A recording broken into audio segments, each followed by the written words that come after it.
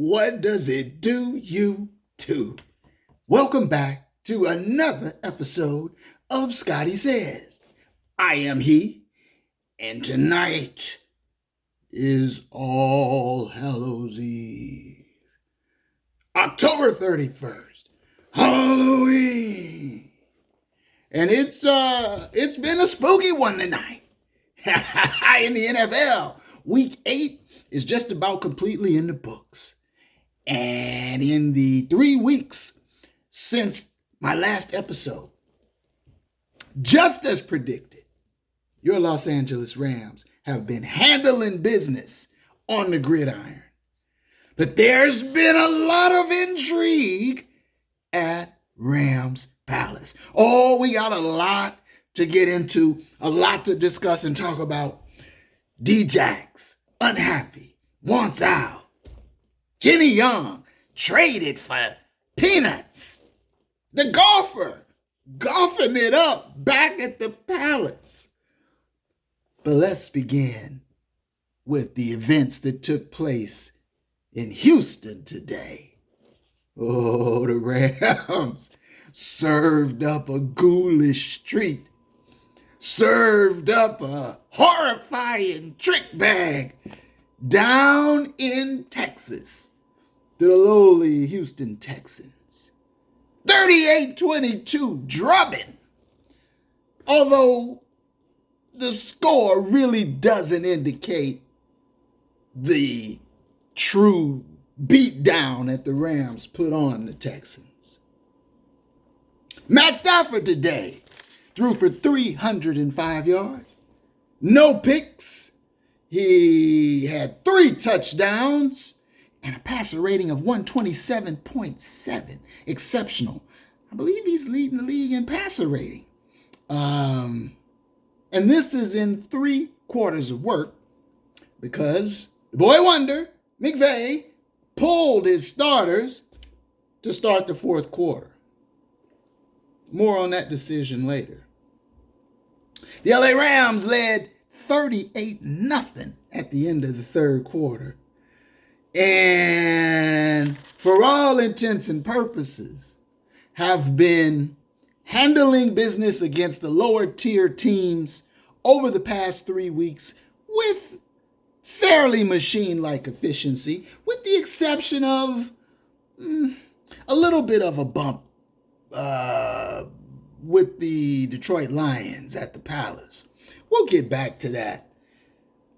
However, all in all, just as I predicted, just about a month ago, 3 weeks, a little over ago, my last episode of Rams Talk, I predicted the Rams would feast on these next 3 games, those 3 games, and they did. They handled their business, and now sit atop the NFC rankings at 7-1. Now, they're not atop the standings because they're tied with the Cardinals, who beat them. And we also have a 7-1 Green Bay team. So we've got 3 7-1 teams. And fairness, I said, I'll admit, I'll call it when I predicted and I'm right, as I was about these games that have led up the last month. But I also will call it and admit it when I'm wrong. I said that the Dallas Cowboys were garbage. And this year, they are demonstrating that that is not an adequate description this time around. So the Dallas Cowboys are a 1-loss team. Now, they had a bye already, so they don't have 7 wins. They're 6-1. But Green Bay, Arizona, and your LA Rams sit atop the NFL rankings, I'll call it. These power rankings are going to be interesting this week because there's that circular logic. The Rams look great, demolished the Texans as they were supposed to. 7-1, the offense is percolating for the most part. However, their loss was to the Cardinals. So there's that argument against elevating them above the Cardinals, even though they're both tied at 7-1. And in the NFC West standings, the Cardinals sit ahead of the Rams by virtue of that tiebreaker victory. And we're only in week 8, which is just about at the quasi, I'll say, halfway point of the season with the new 17-game season. Green Bay, you can make an argument for best team in the NFL because they haven't lost a game since that drubbing they absorbed in week 1. And they just took down the Cardinals, who were undefeated. So Green Bay beat the Cardinals and the Cardinals beat the Rams. And how do you do that calculus? In my mind, the Rams are the best team because you got to include everything: the defense, the exceptional offense. They have upgraded at the most important position on the football field, quarterback. So, but because there's so much football left to be played, it'll all sort itself out over time. Now, let's get to the palace intrigue, shall we? Oh, we shall. It first leapt out at me when the word started coming across the ticker that Deshaun Jackson was unhappy, had had a meeting, and was interested in exploring his options with other teams. And I thought, oh boy, what's going on at the palace? Now, if you recall, maybe a month ago, Bobby Trees, Robert Woods had a meeting with McVay about his, in essence, his being demoted to a 2. Woods and Cup and Woods, they were like, 1-1 or 1A and 1B. But now Bobby Trees has been really sublimated to a number 2 receiver on the team. Cooper Kupp is excelling and obliterating records along the way. And Bobby Trees is like, hey boy, genius. I need some targets. I need some catches. You guys will cut me. You'll say I'm not productive. I want to be a long-term contributor. I want to put some numbers up. What about me? We gotta be able to spread the wealth, right? Boy wonder. And that next game, they lit Robert Woods up with targets. And he performed. Didn't drop a ball. The only misses, I think it were 12 out of 14 targets, whatever it was. His only 2 misses were Matt from Detroit, poor throws. But then the following week, right back to Cooper Kupp, almost exclusively. Get a little bit of Higbee or a little bit of Van Jefferson. And they would sprinkle in a little bit of DJax and a little bit of Bobby Trees, but there's a whole lot of Cooper Kupp. Robert Woods was concerned. We'll use that word. He was concerned. And it got out. The word got out. And So we know there was some I don't want to say upheaval in the wide receiver room, but maybe a little tumult. But then, Deshaun Jackson lets it be known, I need to get out of here. What's going on, DJax? Why are you taking the top off? And I tell you what, Deshaun Jackson proved he can outrun Matt Stafford's deep ball, okay? Whatever because they allege Matt Stafford has the cannon to, silence all cannons. But he can't overthrow Deshaun Jackson. I didn't see in the entire tenure of Deshaun Jackson's wide receiving targets, I never once saw Matt Stafford overthrow him. He kept underthrowing him. He kept having to adjust and come back and undercut the route.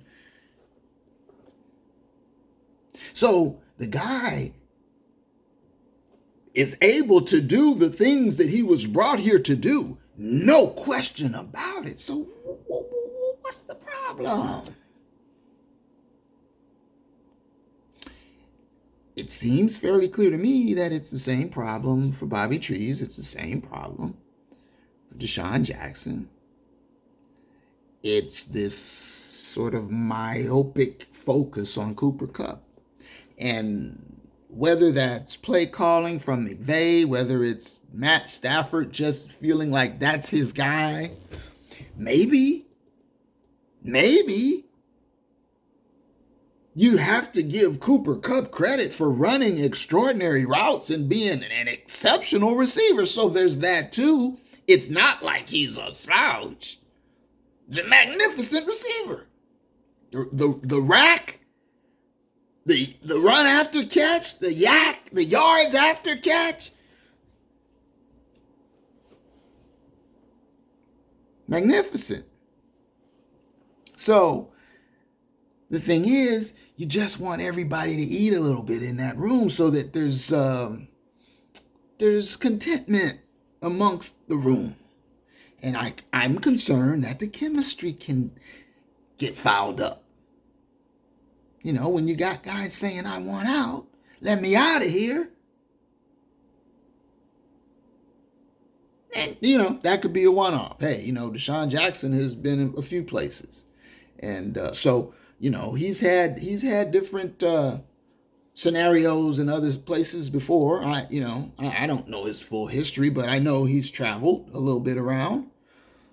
And so you could say, well, that's a one-off. That's DJax being DJax, right? But why is Bobby Trees having meetings with McVay? See? Because he's like pretty much just been the consummate company man, Robert Woods. Chemistry. It's a magical thing. It can take a team a long way that really isn't necessarily supposed to expected to go very far. And conversely, you can have a team of all-stars. And if the chemistry's fouled up, that team can get bounced and get early exit. So chemistry is not something to poo-poo. It's something that is a real thing. It's hard to quantify. It's sort of mystical.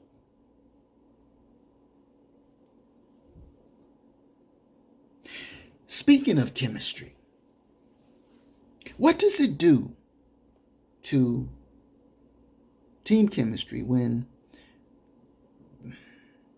arguably one of your 2 or 3 top performing players on one side of the ball is let go for peanuts, for nothing, for a late round draft pick down the road in a year or two? I mean, Kenny Young was balling, folks. Balling.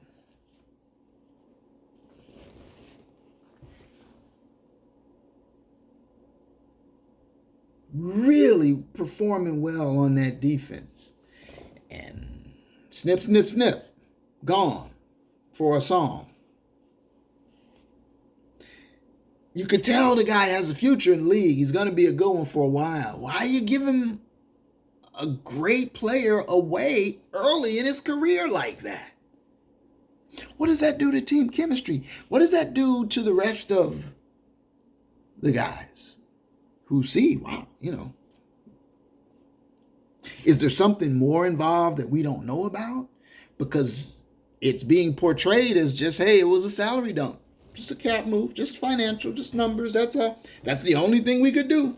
That's the only thing you could do. The only thing was to give away one of your top 3 defenders this year. A young guy, healthy, hungry, fits in well, liked by his teammates, on the ascend. That was the only thing you can do? You guys are supposed to be the cap wizards. You guys are supposed to be the ones with the magical numbers. That's the only thing you guys could come up with? That's troubling, if that's the case. I sort of doubt that's the case, but then if that's not the case, what is the case? The goings on at the palace, Rams Palace. I'll share another concern of mine when it comes to chemistry. I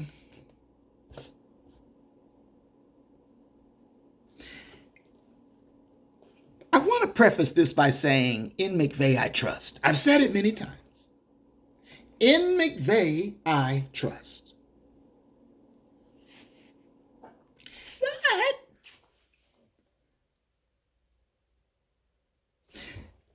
there are times when he seems like he gets a little out in front of himself, maybe, in terms of play calling, in terms of maybe getting a little carried away. Now, of course, hey, he's $1 million coach in the NFL, and from what I could see, he probably is one of the top 3 best coaches in the league. You could make an argument he's the best. I watched the Rams for years and years and years. The years, those lost Quagmire years, the Mark Bulger years, the Sam Bradford years. Who's with me? Knock if you're with me. No, I don't even want to get on him.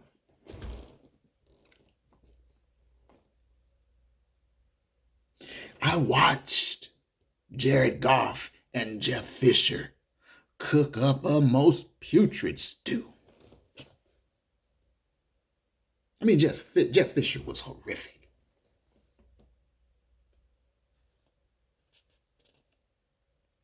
He was a repugnant stench in the nostrils of the football gods.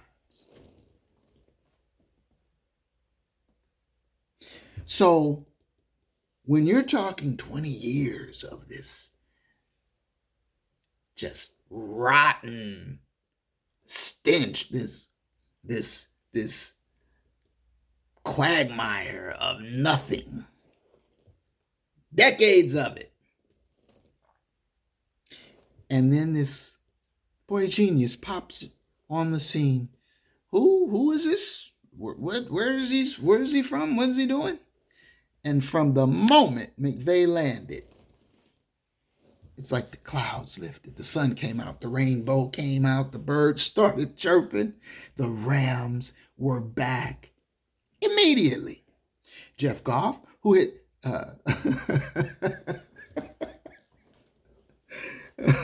the golfer,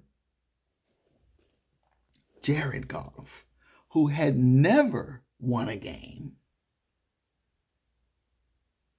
began to win under McVay miraculously, astonishingly. Why, he wasn't all that bad under McVay. Immediately, they went from perennial losing seasons with Jeff Mr. Mediocrity Fisher, 6-10, 7-9, 6-10, 7-9, 5-11. Immediately, they make the playoffs. First year. With Goff, the golfer. Wow.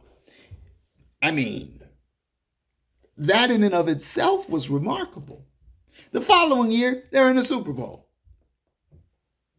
Oh!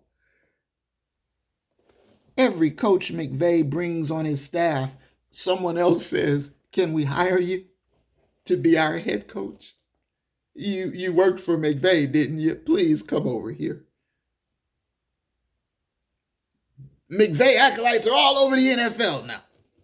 Winning in Cincinnati. Winning in Green Bay. Winning in I almost said San Diego.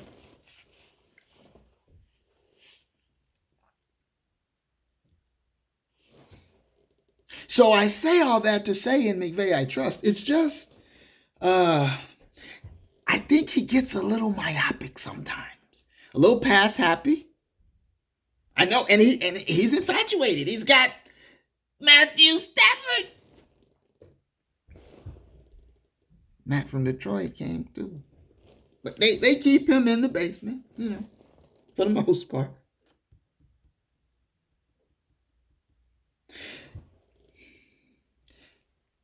The point I'm making about McVay right now is involving his, I'm going to say, infatuation with John Wolford. Oh, the Wolf! And Wolford served a very vital role in Rams history. He'll go down in history as that bridge guy that McVay used to ship the golfer out of town.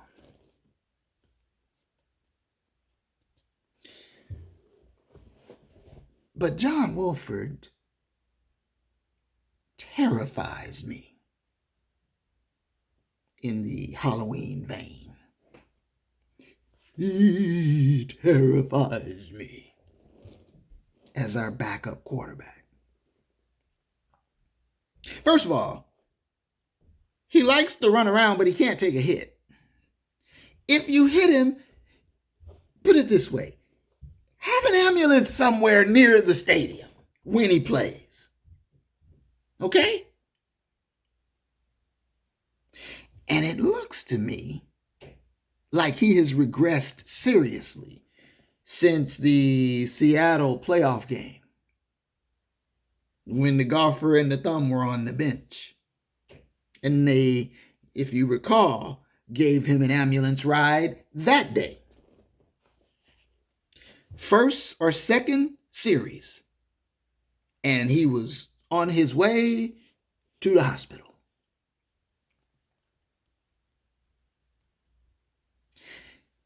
Maybe it was in the number. He was 9, and Matt from Detroit wears 9. So they said Matt's got to have 9. So when they took Wolford's 9, he became, is he 13 now? He seems unlucky. Oh, there's a Halloween theme here tonight, folks. This unlucky number 13 wearing backup quarterback, the Wolf, can't stay healthy, can't take a hit, and has regressed terribly. So if there is ever a problem with Matthew Stafford, the Rams have a problem big time if they're going to rely on John Wolford to save the day.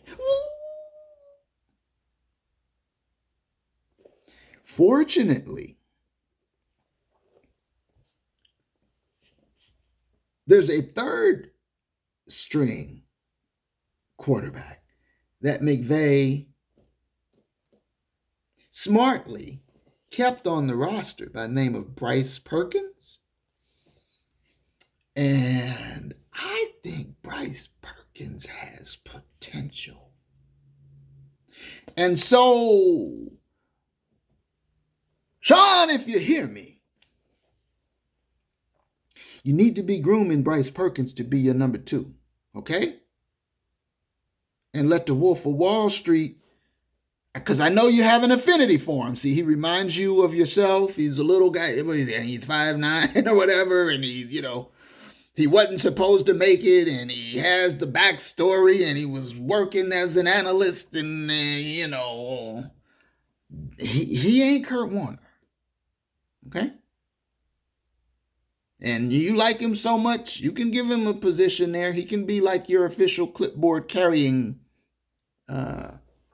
associate or whatever. But whoever the number 2 is needs to be able to win a game for you. Like that kid down in Dallas. Did you see that tonight? Won a game for those guys against the Vikes. That's what you need your backup to be able to do. And I don't believe Wolford is capable of doing it. I don't think he has the skill set nor the wherewithal, the ability to stay healthy. So I hope that Bryce Perkins is being seriously groomed as we speak. I hope McVay is not becoming too reliant on the pass now. For example,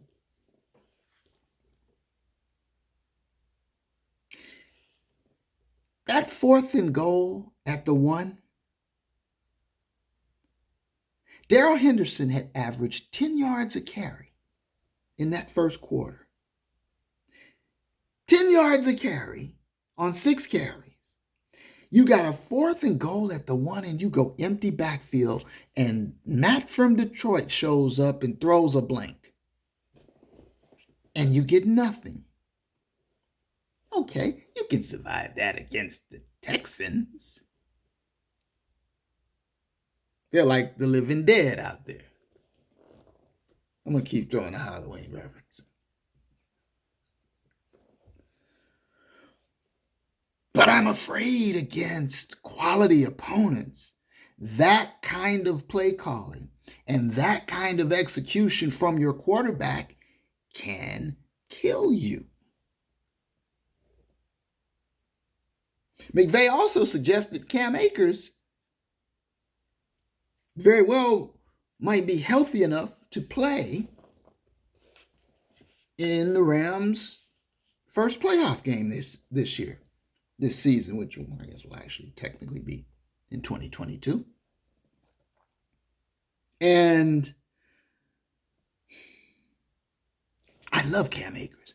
I was really concerned when he went down that was going to create a massive problem with our run game component. But Darrell Henderson has been a good replacement. You just haven't fed him the ball enough. And Sony Michel seems to be, he gets nicked up a bit, but he seems to be a good number 2. So again, Sean, if you hear me now, my suggestion, just as a guy on the couch watching the games, would be not to screw up that chemistry come playoff time by inserting a guy who hasn't played all season, unless Darrell Henderson is nicked up. If sure, you could get him some touches, but to try to make him a feature back or have them split the reps at playoff time, you start monkeying around with the chemistry. The boy Wonder knows this. He's got to know this. Chemistry is a magical, ephemeral, ethereal, mystical thing.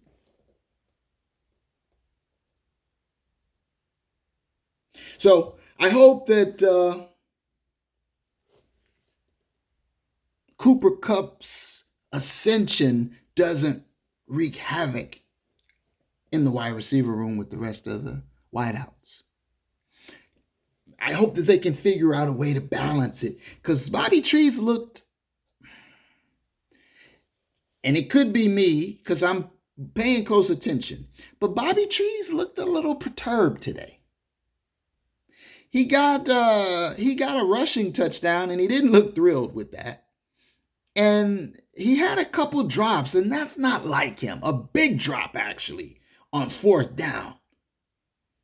Was it 3rd down? My point is, it killed a drive.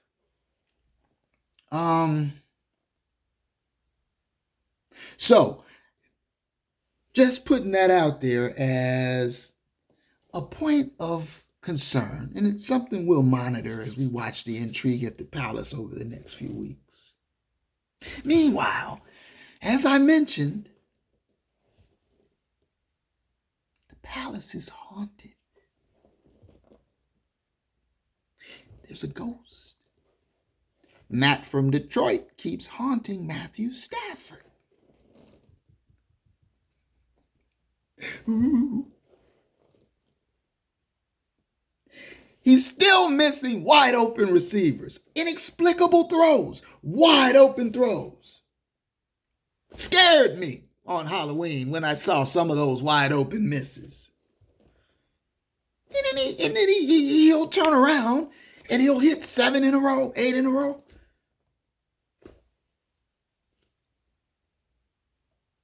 He's got to get control of Matt from Detroit.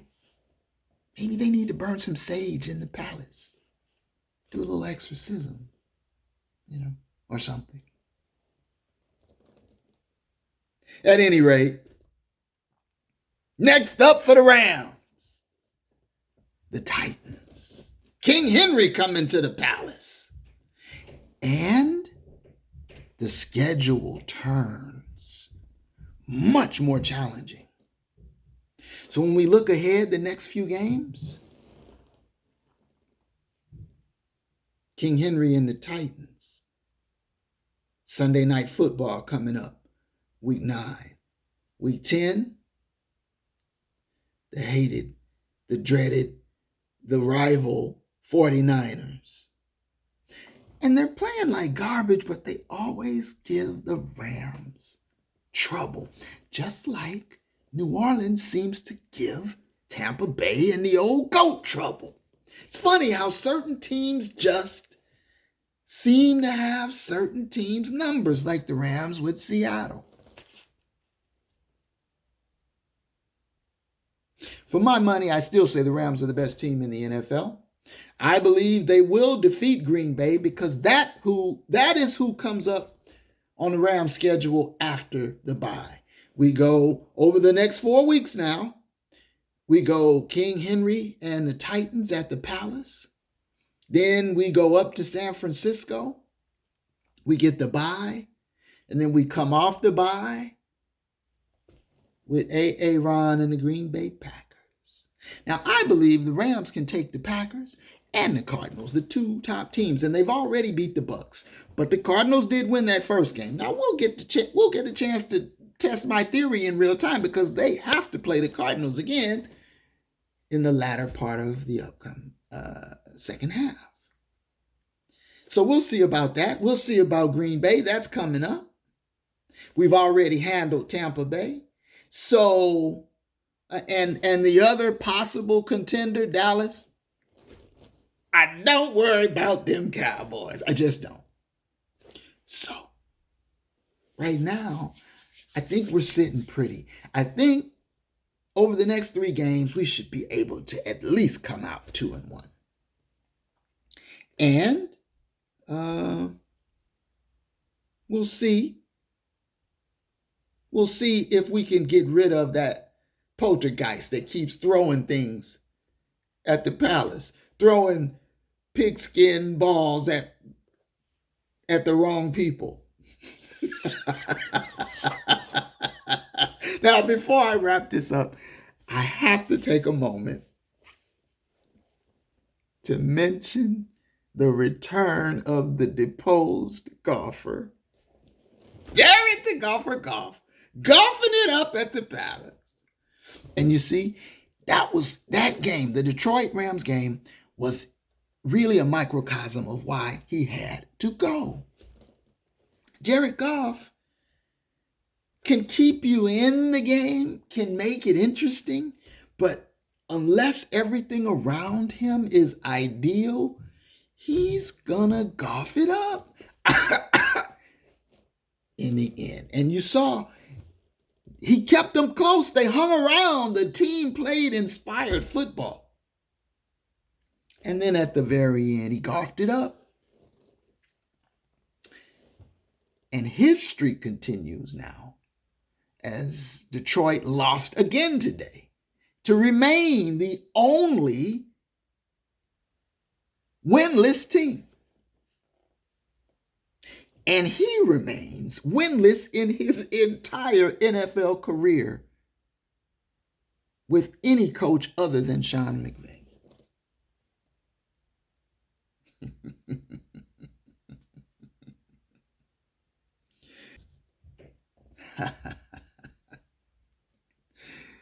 So, talk about a ghoulish predicament for the golfer. Meanwhile, let me know what you guys think. Leave me a comment. Scotty says, if you haven't already, please like, please share, and please subscribe. And you know we will continue to monitor the goings on at Rams Palace. Until next time, my folks, one love.